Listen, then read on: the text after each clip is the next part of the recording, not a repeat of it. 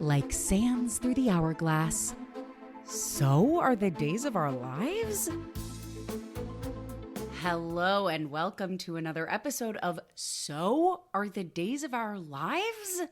I am your host, Olivia Willis, and it's the first episode of 2025. Wow, things are really starting off with a bang. But I am so lucky to be joined by, not to show favorites, but has to be my favorite podcast guest of all time, the man I married, JuCoby Johnson. JuCoby, welcome to the podcast. Hello, people on the podcast. I'm back.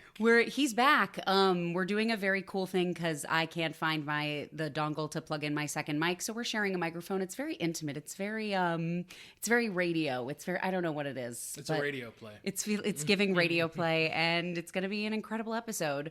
I did the thing I've been saying I was always going to do. I made the jump. I skipped like 100 episodes, and I started watching season 60. JuCoby, are you proud of me?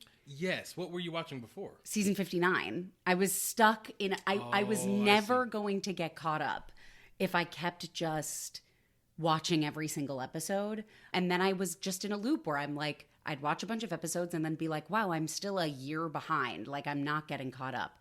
So I finally just decided, trust in the exposition that the show is going to provide for me, and skip the entire back half of season 59 and start at the beginning of season 60. How many episodes are in each season? Over 200. Oh, that's okay. All right. Good for them. They are never missing a day. So yeah, we got a lot of new characters. We got a lot of new plot lines. I was definitely lost for the majority of this. So I feel like I had a kinship with maybe some of my guests and some of my listeners potentially to be like, what the fresh hell is going on in Salem? A lot of my notes are like, what is happening? What are they talking about? And a lot of my notes are also that as well. But I was able to use a lot of context clues to be like, okay, I know how this show works. They're telling us what's happening, even if they're not explicitly saying it. Sure.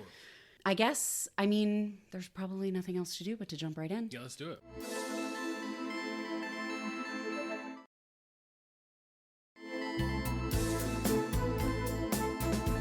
Okay, this is season 60, episode 1, which aired on Monday, August 26th, 2024. See, now I'm only like 4 months behind instead of being a full calendar year behind. Sure. So, which is very exciting for me. And a lot has changed, like visually in the show.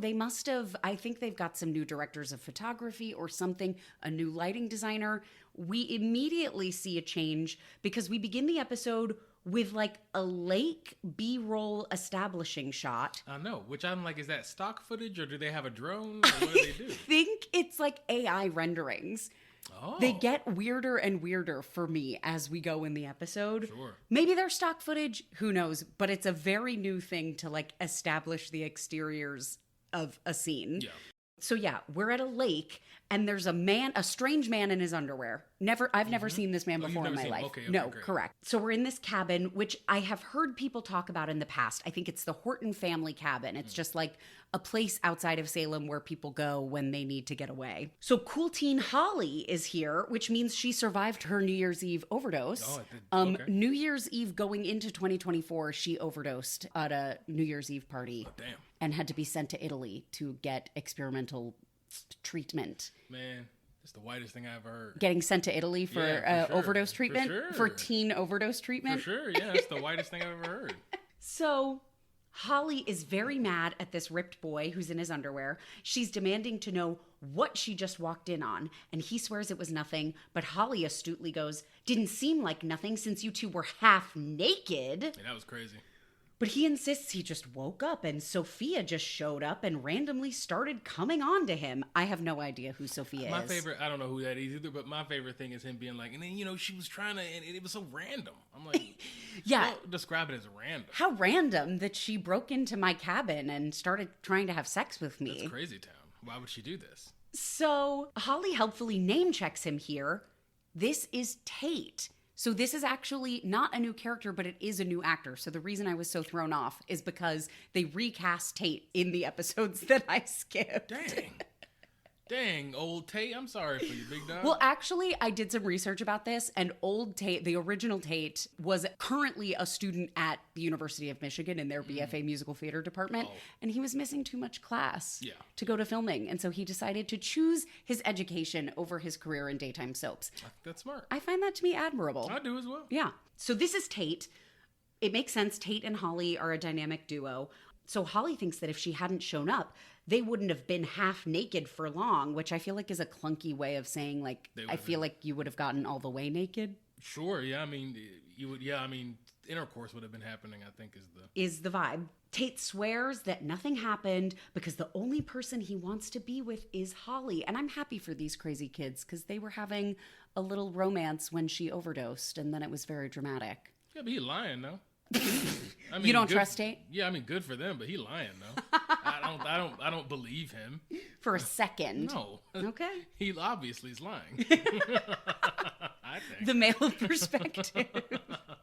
So now we get another establishing shot that this is where I'm like, is this an AI rendering? Like, it looks like one of those pictures of a condo that's like being built, and it's like, this is the rendering of what it's going to look like. But apparently this is what the exterior of John and Marlena's apartment is, and this is where Brady lives also. Jada Hunter comes in. She's clearly pissed, and Brady asks why she would need his car. And Jada's like, to determine whether or not you're the driver that hit Sarah. Damn. And I'm like, oh my God, we have a hit and run? Yeah, immediately.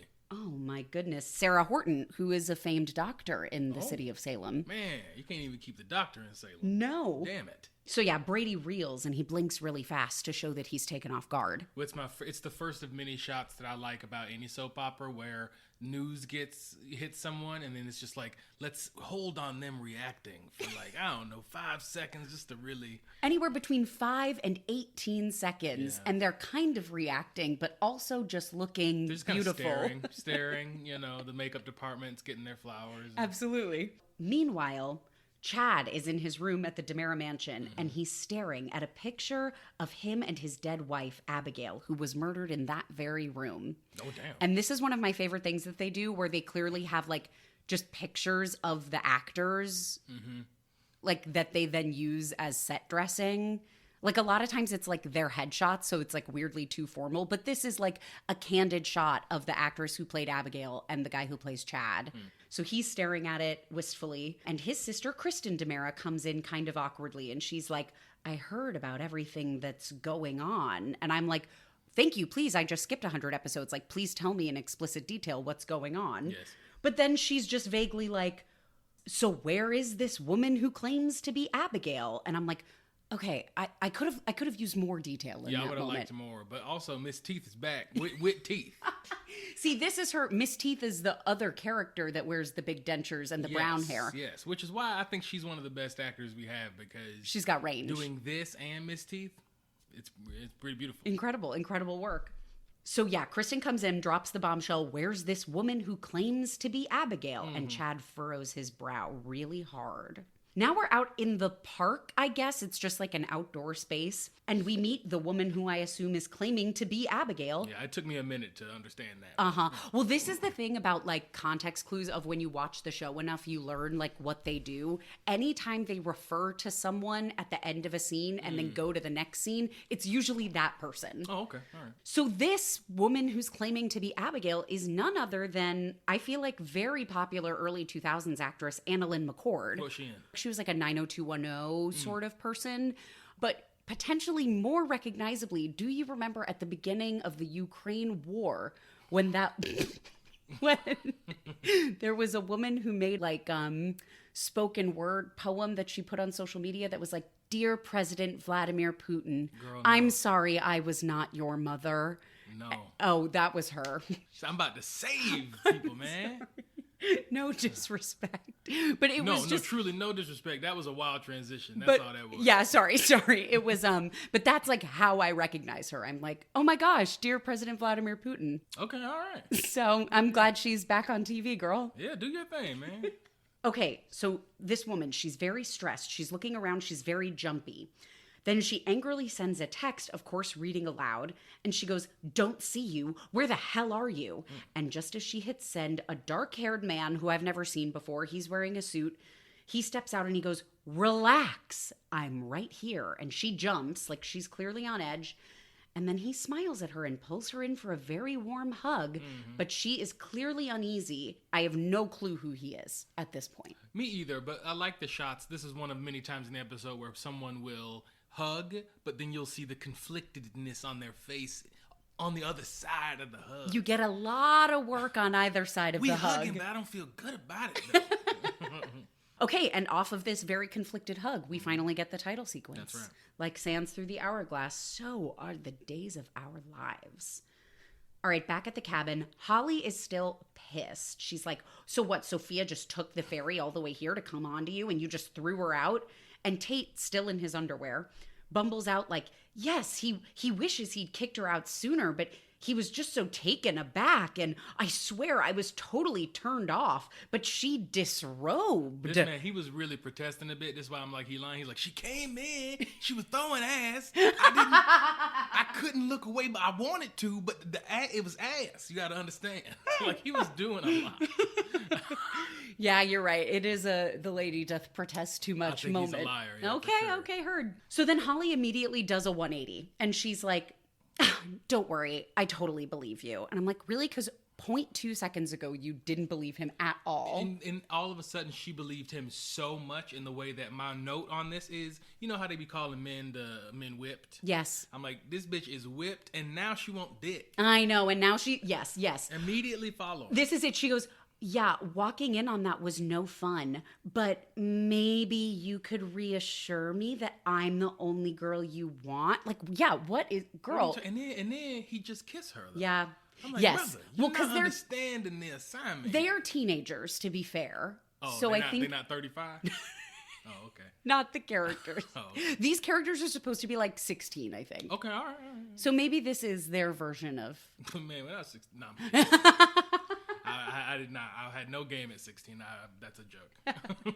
Tate's like, oh yeah, I'd love to reassure you, and they just kiss, and that's teen romance for you. I mean, hey man, when I was in high school, a kiss would get me through a month, bro.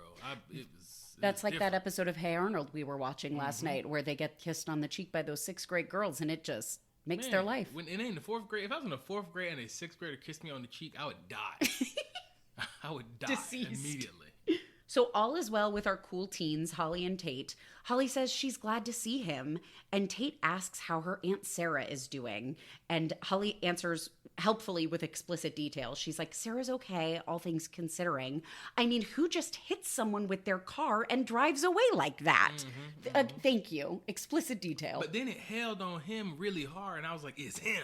Well, okay, this is the thing. He like lays it on a little thick. Yes. He's like, some horrible person, a person with no conscience. And I'm like, this is going to be a problem. Yeah, like, there's something fishy here. Now we have a dramatic pan up a baby playpen, which I love the unique ways they choose to start camera angles in their scenes. Got to. You got to. Yeah, there's a couple coming up later, too, that are fun. But I'm like, you got to change it up. You can't just jump cut. Exactly. Variety is the spice of life. So we see this gray-haired woman who, again, I've never seen before, leaning over the baby playpen. She's British, just for the record, I guess.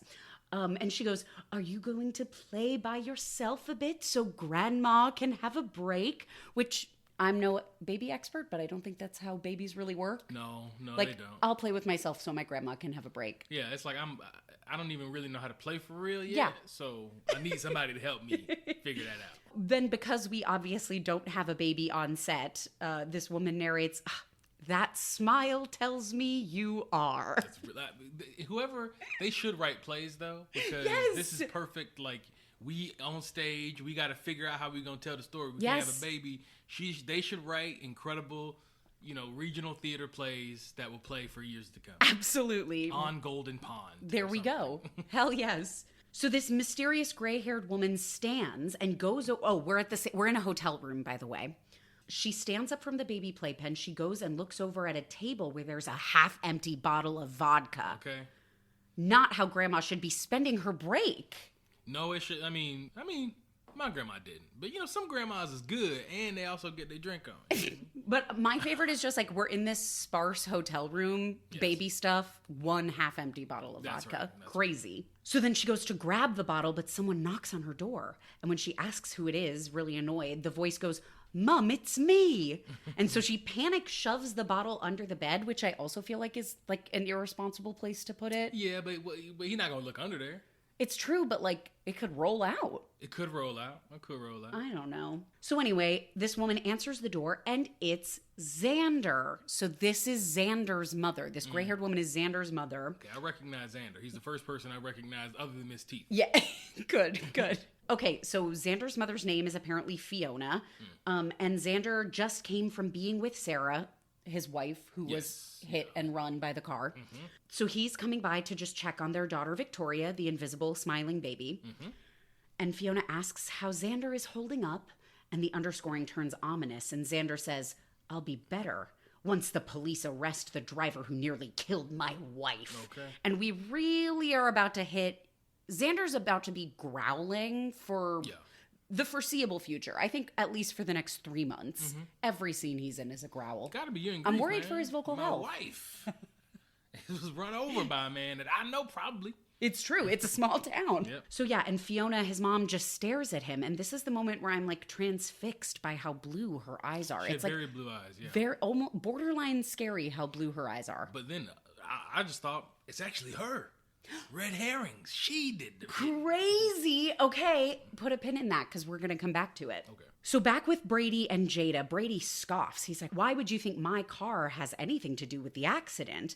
And Jada explains that they've determined that the vehicle used in the accident was a gray sedan, arguably a very common car. You used to have a gray sedan. I used to have a gray, it could have been me. Yeah. Where was I the night of the 14th? Hitting them with that Nissan Versa Note.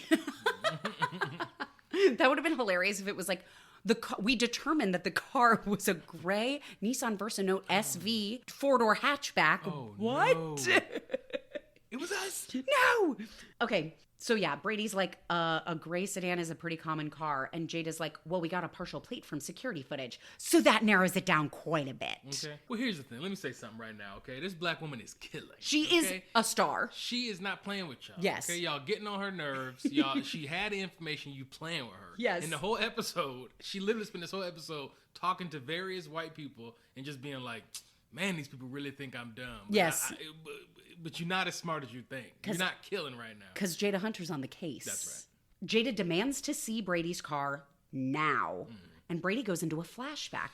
We're in a garage, which I guess is like the parking garage of this apartment building, which again is a set I've never seen before. He leads in Fiona, Xander's mom. And I'm like, what are these two doing together? And he's saying, like I said, it's not a big scratch, but oh my God, where's my car? And his parking spot is empty. So we learned that Brady had a mysterious scratch on his car. Right. And now his car is gone. Yeah. So Brady flashes back to the present with Jada and tensely explains he wishes he could show Jada his car, but it was stolen. Which brings us to the Kia boys. This is JuCoby Soapbox. And how they are running rampant in our streets, and all that we do is get on TikTok so that we can also learn how to steal a Kia from a very law-abiding, kind person who saved up his money. Okay. JuCoby, is it possible you're speaking about a personal experience and not necessarily the... All I'm saying is it's a problem in the community and it's hurting valuable citizens. That's all I have to say. It's very true. Car theft is rampant thanks to the Kia boys. That's right. I wish they had used this episode as a platform to... No one uses their platform well, and this is another example of that. It's true. Okay, so back at the DeMera mansion, this is the moment where I realized Chad looks like he just finished a performance of a World War II play and didn't bother changing out of his costume. Which one? He was in Greaser. He looks like Danny Zuko from Grease. He was in like a structured white t-shirt, and then the pants were the thing that made me think army. It was like it was like a double-waisted thing with buttons on the sides. All right. And like kind of high-waisted. Everything come back, man. You know, the 90s came back, the 80s came back. Now we going back to World War II. Fashion. Okay, so regardless of his outfit, Chad explains to Kristen you know, this woman doesn't claim to be Abigail. She is Abigail. As a matter of fact, she didn't just show up here. He and Jack tracked her down. Jack is Abigail's father. And this is a big like hole I have from my jump, is just like, what made them think Abigail could still be alive? Like, how did they find this woman? I have no idea. The roller coaster I went on with the Abigail stuff is I'd never even heard of Abigail. Because she was dead by the first episode you probably watched. So I'm just like, okay, this is like, so now that we're like, at first I was like, okay, great, maybe it's a clone or like an evil twin or something like that. And now I'm like, oh no, it's just she don't even look like what Abigail looked like. Correct, different face. Yeah, that's crazy. So yeah, Kristen then does one of my favorite things they do on the show, which is like looking around a clearly empty room and saying, okay, well, where is she? I don't know why they do that all the time. Got to. It's very funny to me. Chad explains Abigail got overwhelmed, so she took a walk. Apparently, she hasn't had any memories of her life until today. She remembered Clyde Weston coming into this room and stabbing her. And Kristen's like, damn, what a memory to recover. What a first memory to recover. Yeah, I mean, I guess it's the most recent. It's true, of your old life. And so Kristen asks, is Chad sure that's a real memory? And Chad just furrows his brow. Like maybe he's... Big furrowing. Yeah, he's playing conflicted very well. Yes. So back in the park, this bearded stranger asks how maybe but probably not Abigail is doing.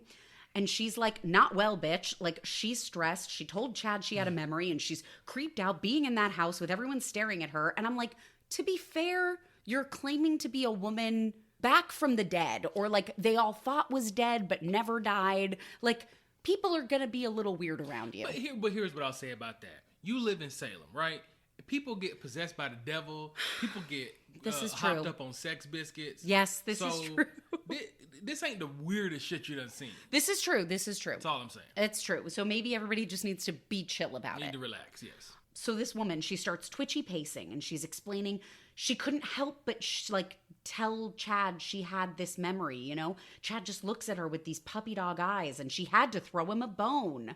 And she's acting like this guy, this bearded guy in the park with her, is like gonna be really mad at her for sharing that she had a memory, quote unquote. But he's super calm and he just asks her what memory she, quote unquote, recovered.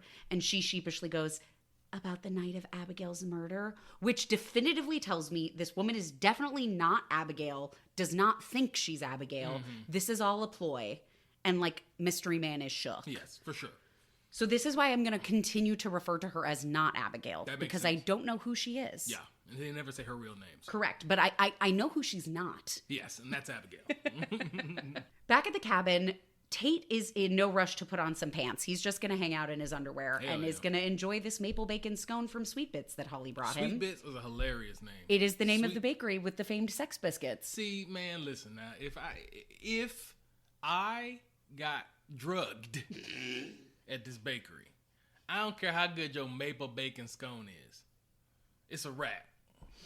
Yeah, they must have really had to do some strong rebranding work to come back from the sex biscuits. They got a crisis team, crisis PR. Exactly.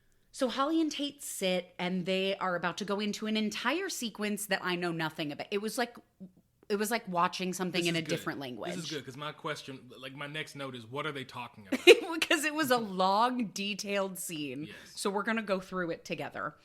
Holly shares that Aaron's brother, Mark, two people I do not know. Yeah, I don't know them. Aaron's brother, Mark, came to check on Sarah, the hit-and-run victim, while Holly was visiting her in the hospital. Apparently, Mark saw a picture of Aaron on the lacrosse camp's Instagram, and it was labeled Tate Black. And Tate gets really worried. He's like, does this mean Mark knows Aaron's pretending to be me? What? I have no idea what we're talking about here. Maybe, because we're going to get to this later, but is that he's like someone's posing as him at the camp so his dad doesn't know about the thing? And that's why Tate is hiding out at the cabin, because he's supposed to be at the lacrosse camp. Yes. Okay. So we're going to get into more of this in a little bit. Yeah, Holly just says, Mark just thought it was like a mistake on the Instagram. Plus, he was distracted. He's like really worried about Sarah. I mean, I know she's not just his patient, she's his friend. Which tells me the information we get from this sentence. Mark is a doctor.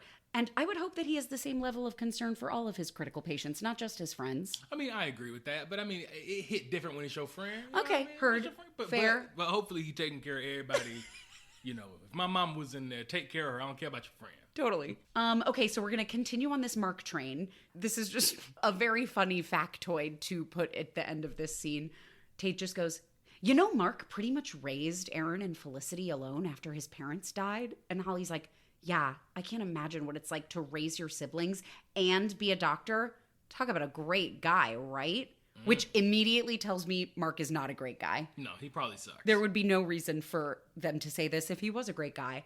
And then we fade into the next scene, and it's in the park with not Abigail and this mystery man, which tells me mystery man in the park is Mark. Oh. Yes. Okay.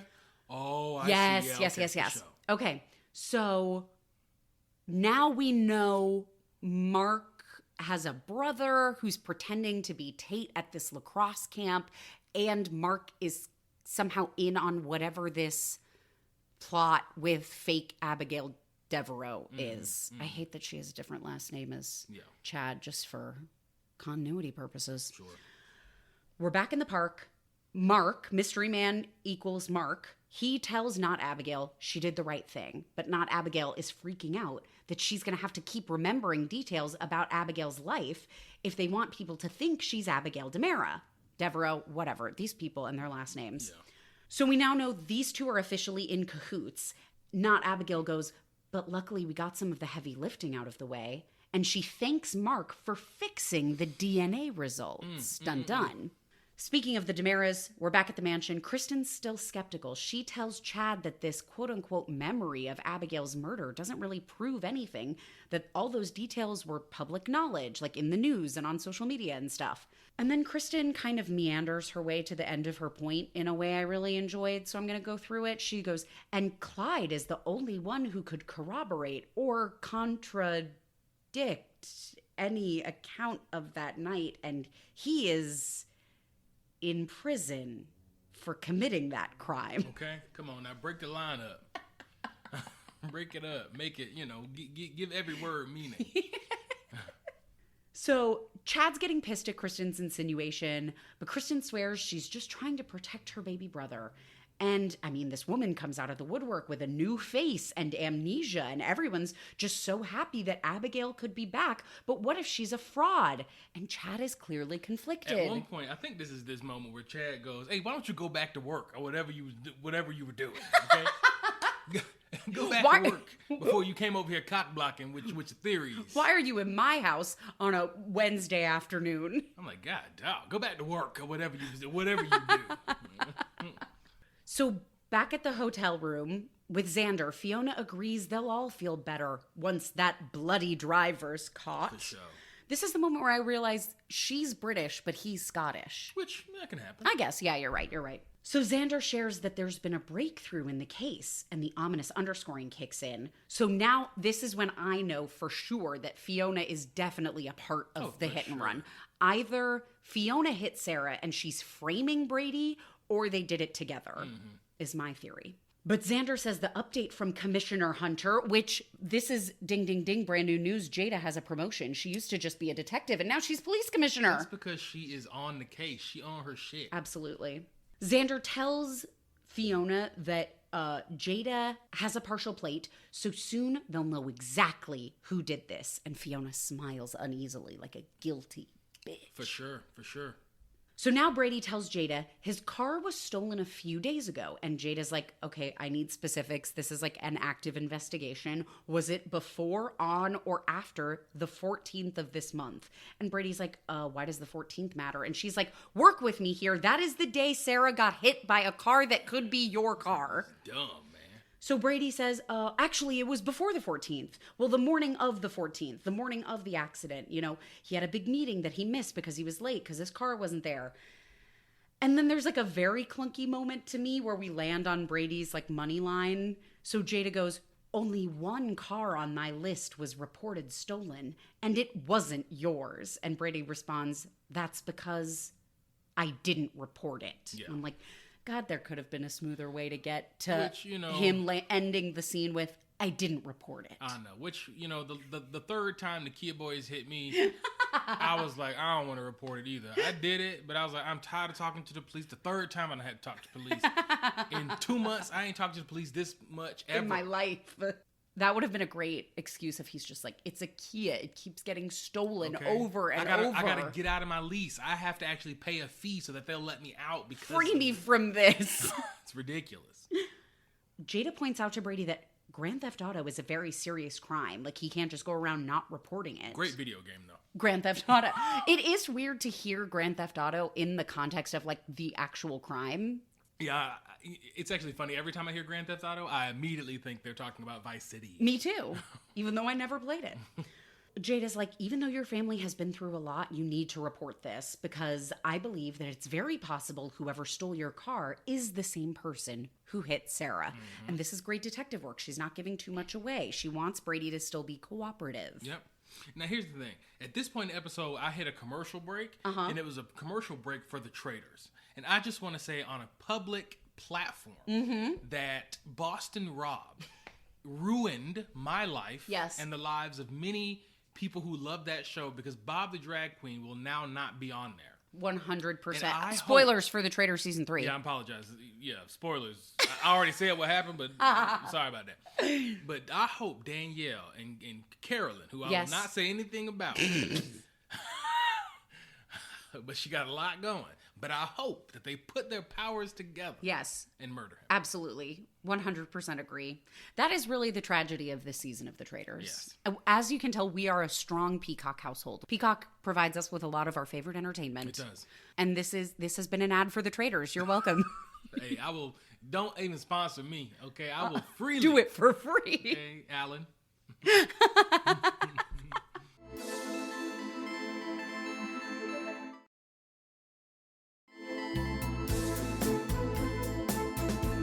Oh, yeah. Okay. So at this point in the episode, it's when I realize we have fully abandoned the exterior establishing shots. Yes, we have. At the beginning of every scene, because we didn't get it for the hotel. We didn't get it for... They only got so much in the budget for it. For the stock footage? It seems so. Okay, we're back at the Salem Inn. Fiona does what I deem to be an Emmy-worthy cross to have a seat, acting relieved that there's been progress in the case. Like, it's just like a very, like, walk. Oh, well, I'm so glad there's been progress in the case. Xander is seething, as he will for the remainder of this plot line. Yes. He just wants the bastard caught, and he's growling, and he's like, because he can't stop picturing this monster driving off, even though he knew he'd mowed Sarah down. He does say moaned, which is unfortunate. That's not good. I think he could have gone with moan or mowed. Mowed is correct. I would have let moan slide. Hey man, I don't want nobody moaning over my wife. I don't want that. Okay, so Fiona asks if Sarah's condition could be reversible, and Xander explains, Sarah's a doctor. She knows that she may never walk again. And I'm like, damn, do non-doctors not fully understand the severity of their injuries? Not until they're explained by a doctor. You're right. So then Fiona enters what I'm calling toxic mom territory, where she's like, oh, wow, does that change the way you feel about Sarah? I know, damn. So your wife can't walk. You think about leaving her? That's not exactly what you signed up for when you got married. Or at least cheating on her for a long time.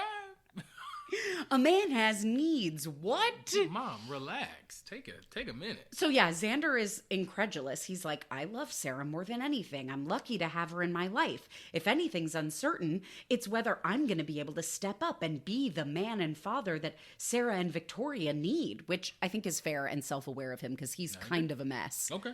So Fiona then, again, does a classic 180 and is like, don't worry, everything's going to be perfect. Like, all suspicions of whether Xander should leave and or cheat on Sarah are gone.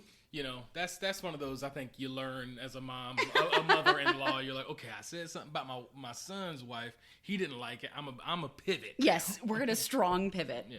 Okay, so yeah, everything's going to be fine. Plus, Fiona says Xander has her now to help. And she owes it to him after everything she's done. And Xander's like, everything you've done? What do you mean? I know, I'm like, telling on yourself. Come on. I know, terrible. If y'all gonna be committing murders, just you got to have some sort of some wherewithal to keep information hidden. Yeah, people are always just letting it slip, like, after all the horrible things I've done to you. And then later they're like, I didn't get you a maple bacon scone at Sweet Bits when I knew I was going to see you at work that morning. Right. They're always just like trying to figure out a way to get themselves out of that hole. Doing too much. So we're back with Jada and Brady. Jada insists that Brady go down to the station, write the F now, and file his police report about his stolen car. He apologizes that he hasn't done it sooner, and she eyes him suspiciously and leaves. And when Brady closes the door behind her, he braces himself against the door in a classic display of guilt. It is an incredible visual moment, in my opinion. And this is when I'm just like, Brady, what have you done? Like, did you relapse? Because he's an alcoholic. Oh, like, dang. He'd been sober for a really long time. So I'm like, he must have relapsed. What happened, Brady? Yeah, come on, Brady. It's tough out here, big dog. Ugh, okay. Back at the cabin, Tate has finally put on some pants. But no need to put on a shirt, you know? He and Holly are snuggled up on the couch, and he's repeating for the millionth time that regardless of if other girls, quote-unquote, throw themselves at him, revisionist history potentially, who knows? Yes, that's what I believe. Holly is the only one that he wants. And she wants to move on, and they're like, well... Well, also, she wants to move on, but what she says is maybe we should stop talking about other girls. You done said other girls a lot of times since we done been together. You need to relax. That's true. That's true. Okay, shut up about it. And they're like, oh, what should we do? And they get really awkward. And they're like, okay, let's go swimming. And I'm like, are we in the cabin to fuck or not? Let me tell you something right now, man. At 16, I ain't have game. But at 16, if me and my girlfriend, who's already established, she like me. If we in a cabin alone... Come on now. Like, we find out later that Holly basically orchestrated this whole thing where they're like, Tate and Holly weren't allowed to be together because of the overdose situation. Like, Tate had gone to jail because people thought he gave Holly the drugs that she overdosed on. So it wasn't until, like, after she awoke from her coma. Yeah, got up out the bed finally, lazy. Woke up, said, why am I in Italy? So after her coma, she was able to be like, I think she maybe played along with it for a little while, which was like a betrayal. And then finally she came clean and was like, no, they were my drugs. And so Brady doesn't trust Holly. And so Brady won't let Tate hang out with Holly. So he sent Tate to this lacrosse camp, but now Tate's living in Holly's family's cabin. And I'm like, clearly, we set this up to bone. Yes. This was an elaborate thing, and now we're just going to go swimming? I mean, hey, Lame. maybe, you got to warm up to it. I get it. That's true. I was shy romantically at that age. For sure. Yeah. Back with Chad and Kristen. Chad's going to bring out the big guns to prove that this is Abigail. Abigail can't be a fraud because the DNA test was a match. They ran a DNA test with this woman claiming to be Abigail, and it matched Abigail's DNA. So there's your evidence. That's the dumbest shit I ever heard in my life. Also, again, this hospital has to be famous for DNA test result switching. Like, this, I can't even buy this as an excuse anymore. But I guess at this, Kristen sincerely apologizes, and Chad pulls her in for a very stiff hug. Like, you can tell they are not used to being... They're not hugging siblings? Yeah. And so they hug, but Chad's staring off, conflicted. And at this point, I'm like, is the actor who plays Chad related to the woman who plays Fiona? Because they have the same piercing blue eyes. No, maybe. It's very crazy. So Kristen leaves, and Chad shakes his head uneasily and goes back to staring at the picture of him and the real Abigail. Damn. Tough. So in the park, not Abigail and Mark, great band name. Yeah, truly. They're sitting down, and not Abigail says the forged DNA test worked like a charm. Thank God Mark was in the right place at the right time and was able to switch the results. Come on, Mark. Mark astutely adds, maybe clunkily adds, that the only way anyone will know the DNA results weren't a match and she's not the real Abigail Devereaux would be if they gave her another test. Like, I mean, yeah, that makes sense. I feel like that goes without Since you saying. switched the test the first time. But yeah.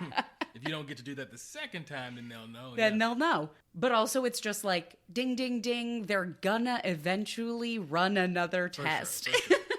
Not Abigail like groans, but then she's like, we make a good team, huh? And I'm like, figure out how you feel before you say the line. Mm-hmm. Mark agrees, and he says he wants them to talk about the next steps of their plan. And I'm like, God, we are really, it's a conspiracy. Truly. Okay, back at the Salem Inn, Fiona recovers with Xander by being like, no, it's not what I've done. It's what I haven't done.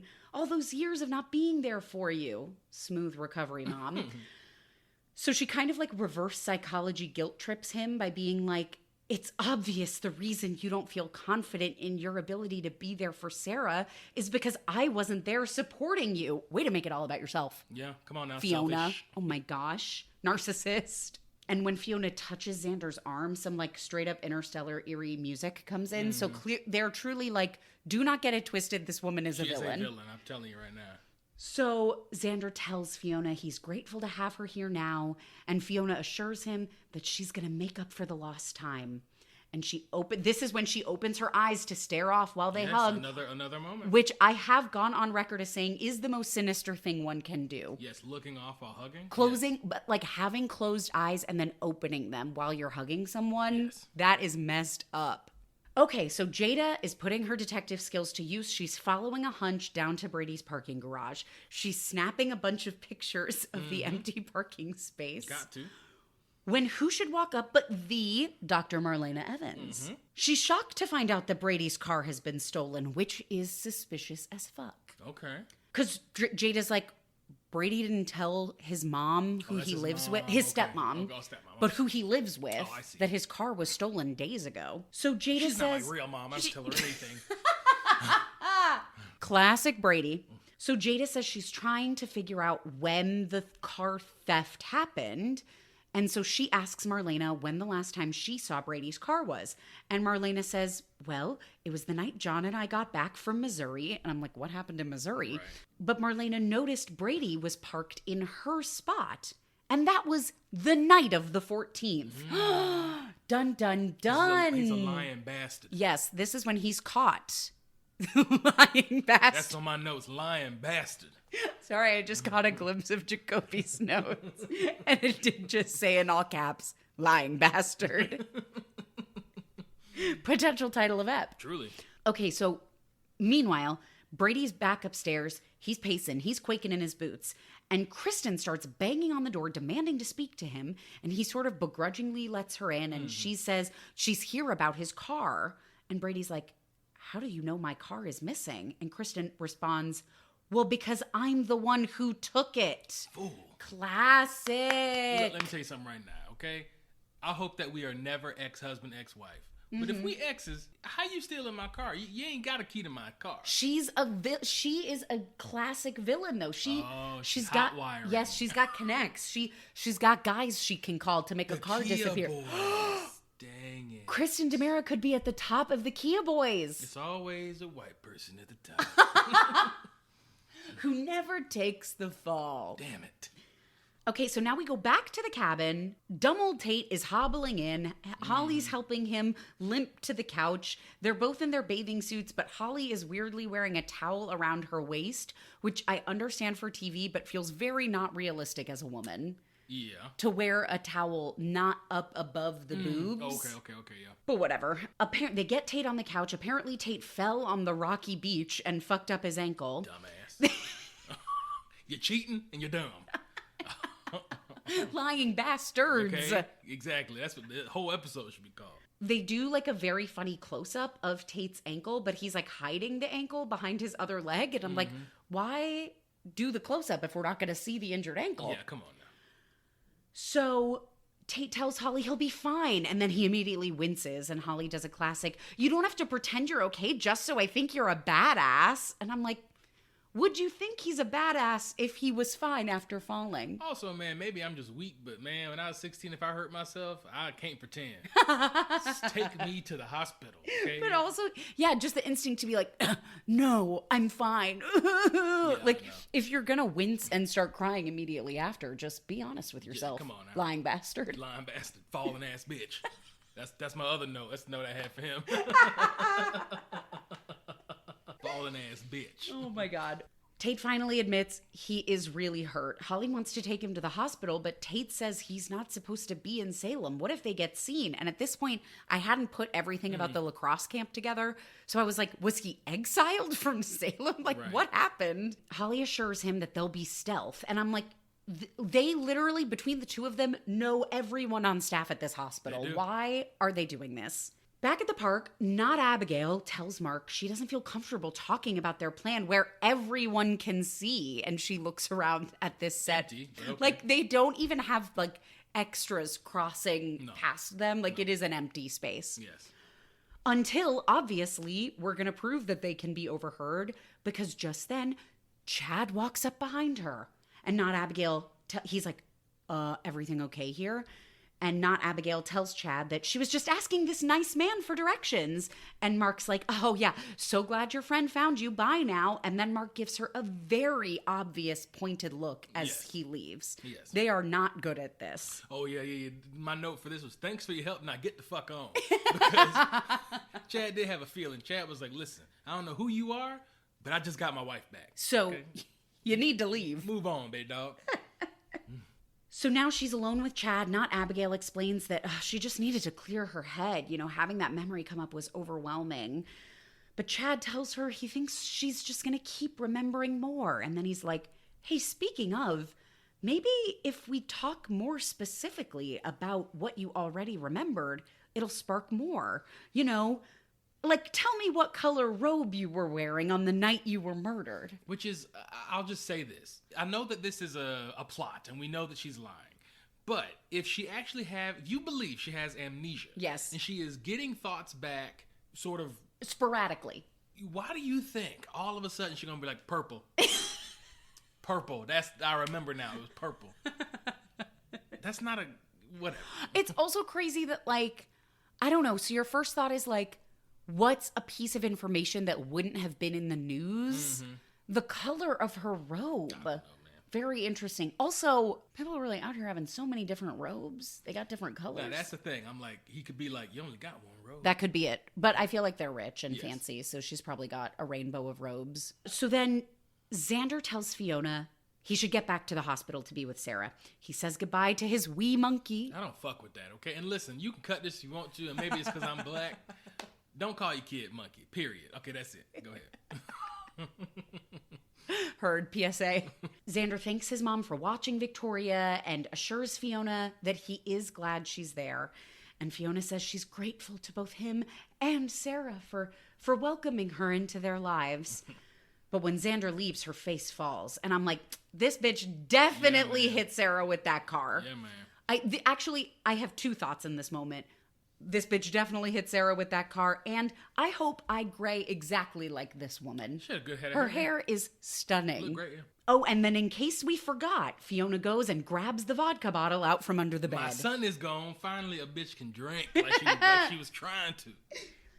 Okay, now back in the parking garage, Jada confirms with Marlena Brady's car was parked in her spot on the night of the 14th. And Marlena adds that neither of them saw Brady that night. However, she does say that she asked Brady about it the next day, and he told her someone had parked in his spot. So this officially ruins his story about not having had his car at all on the 14th. Right. Marlena can tell that Jada is suspicious and asks her why it would matter what happened with the car before it was stolen. Because obviously from Marlena's perspective, she's just like, Jada is investigating the theft of Brady's car. Right. So what's going on? She doesn't know it has any connection to Sarah's hit and run. Mm-hmm. But Jada just like makes an excuse that she's just coming up with a timeline and she leaves. But Marlena looks off like she's putting something together because she's a smart cookie, that one. Yeah, for sure. She's been here a long time. It's true. This is not her first rodeo. No, she was possessed by Satan at one point in time. Twice. Damn. So now Brady's demanding to know why Kristen would take his car. And she's like, you're welcome. Kristen explains she found out that the car from Sarah's hit and run was gray, so incriminating. And so she remembered that Brady was a mess when she saw him the day after Sarah's hit and run. So she went to the garage and she saw some damage on the car, and she realized that Brady must have been, quote, the one who ran over that poor woman. So didn't she call him dents in that this scene where she calls him dents? Maybe. I don't remember God that. Damn. Somebody call me dents. You got to leave my house. Kristen's like, so I got rid of the evidence. And Brady's mortified, but Kristen explains she did it for their daughter. Rachel would be devastated to see Brady in prison for some drunken hit and run. And I'm like, damn, my guy relapsed. Yeah, my guy relapsed. That also, sucks. man, listen, you murdered a person. I can't protect you from that. Well, Sarah's alive. Oh, okay. Sarah's alive but paralyzed. Okay, all right, I remember. And then her husband's going to leave her. Yes. Okay, got it. For sure. But this is Kristen's whole MO. She's the kind of villain who always believes she has a right to do her crazy illegal shit because she's doing it for love. Right. Going rogue. Precisely. We turn in our badges. Vigilante justice. Exactly. Brady has to admit he doesn't remember what happened that night. Hashtag memory loss.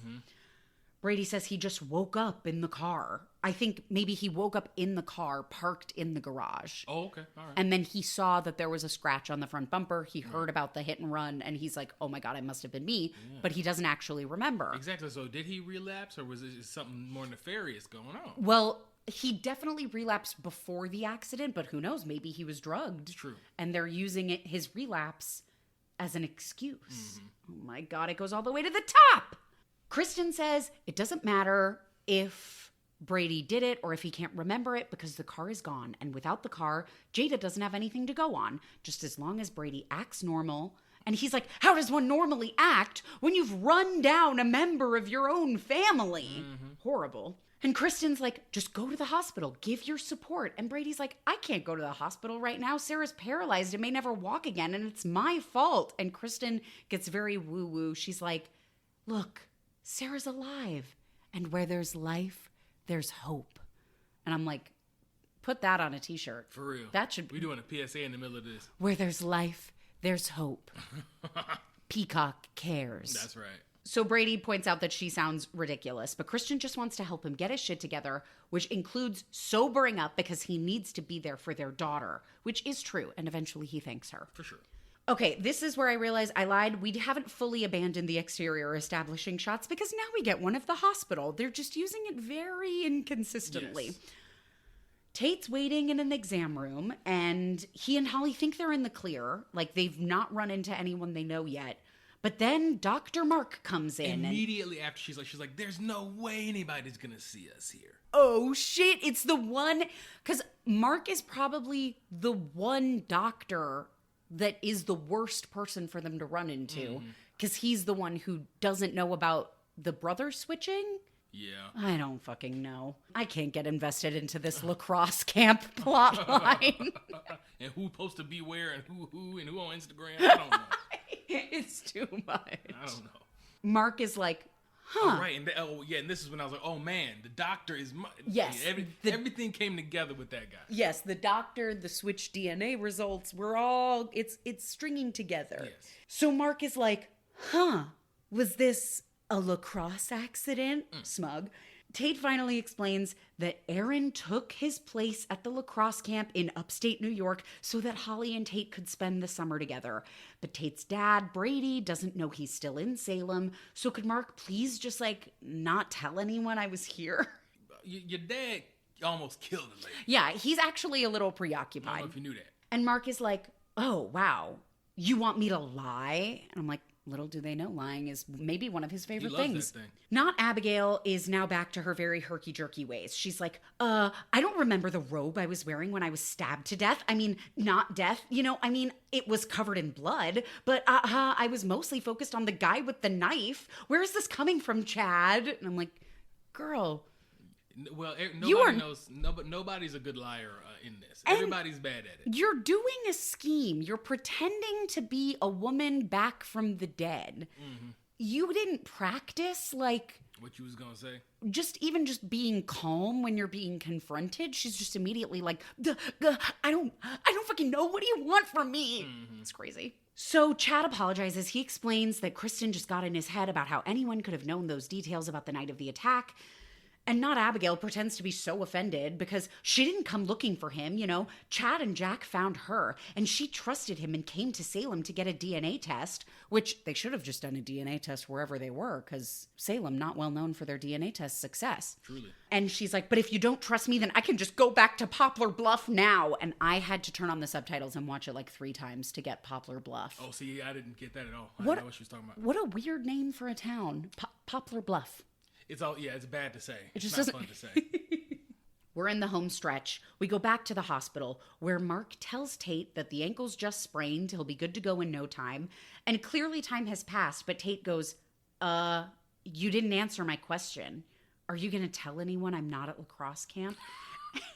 And Mark like pulls some HIPAA nonsense where he's like, technically you came for medical treatment and I'm under no obligation to share that you were here. I couldn't keep up. Yes. He's like, I can't say anything about your care, including where you at and where you received that care. Yes. I think maybe it's true. I don't know. Yeah, there must be something there. Yeah, probably. Because I'm like, if you don't say what you did, could you say they were at the doctor? Like, yeah, I don't know. Be like, I saw him. I can't say what I did. Right. But maybe you can. I don't know. Who knows? HIPAA listeners, sound off in the comments. Please. We don't know stuff. So Mark assures Tate and Holly not to worry because he's more than capable of keeping a secret. Clearly. Nefarious. Now back in the park, Chad grabs not Abigail's arms and he assures her he wants her to stay. He thinks she's Abigail. And the stress is just getting to him. So he listened to Kristen and he goes, she's such a cynic, really a misanthrope. Yeah, she's a cynic because she didn't think that this random lady who don't look nothing like your dead wife came back without a memory and is your dead wife. I guess if that makes you a cynic, I'm a cynic. And a misanthrope. I don't even know what that is, actually. I mean, I would assume it's similar to a cynic. I know the play, The Misanthrope. Right. Theater training. It's true, but it's just getting thrown around liberally in Salem. Mm-hmm. Chad tells not Abigail that he's just so happy she's there with him and he just wants her to come back home with him. And she shakily agrees and they head off. Marlena is still just hanging out in the parking garage. Meanwhile, apparently gets great cell service. She leaves a voicemail for John saying she wanted to talk about something, but it'll have to wait. And who should mosey on into the parking garage but Kristen on her way out? Kristen plays it very cool. She's just like, oh, hi. I was just checking in with Brady. I heard his car got stolen. I guess Salem isn't as safe as it used to be. Propaganda. Yeah. Absolute. Big Trump. Anyway. Not for nothing. Crime is just going up, ain't it? It's rampant in our sleepy town that we used to just get devil possessions, but now car thefts? When will it end? Crazy. So then Kristen leaves, like very casual, and Marlena watches her go like she is not buying it.